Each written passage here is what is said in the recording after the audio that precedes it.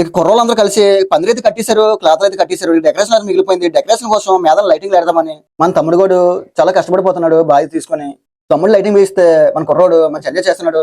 మన యూత్ కూరలు అందరూ వినాయక చవితి గురించి మాట్లాడుతూ మంచి ఎంటర్టైన్మెంట్ ఫీల్ అవుతున్నారు. సగం లైటింగ్ అయితే కంప్లీట్ అయిపోయింది. ఇక్కడ ఏదో సెట్టింగ్ చేసేస్తున్నారు. దాని గురించి అయితే తర్వాత మాట్లాడుకుందాం. మొత్తానికి ఎంతో కష్టపడి సాధించి సక్సెస్ఫుల్ గా లైటింగ్ అయితే కంప్లీట్ చేసేసాడు. ఫోన్ లో చూసి లైటింగ్ ఎలాగ చేద్దామన్నాడు. వద్దన్నా సరే టైం ఎక్కువ తీసుకుంటుందని నేను ఒక్కనే చేస్తానని చెప్పేసి మరీ సాధించేశాడు. ఇందాక తర్వాత మాట్లాడుకుందాం అన్నాం కదా, తర్వాత మాట్లాడుకుంది అయితే ఇదే. ఈ మధ్య ఎక్కడ చూసినా ఇన్స్టాగ్రామ్ లో లోగో వీడియోస్ వైరల్ అయిపోతున్నాయి కదా.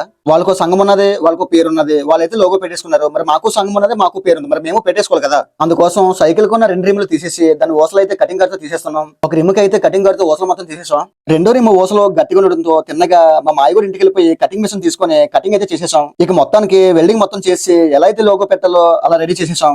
లైట్ బిగించి ఒకసారి టెస్టింగ్ చేస్తే బాగుంటుంది కదా, నేను టెస్టింగ్ అయితే చేసేస్తున్నాం. మరి ఇంట్లో లైట్ వెలిగిందానికంటే చాలా బ్రైట్ గా వెలుగుతుంది. ఫైనల్ గా టెస్టింగ్ అయితే చేసేసాం. టెస్టింగ్ చేసిన తర్వాత స్తంభానికి అయితే కట్టేసాం. ఈ లోగో వీడియో మీరు చూడాలంటే పార్ట్ 5 అయితే వచ్చేయండి.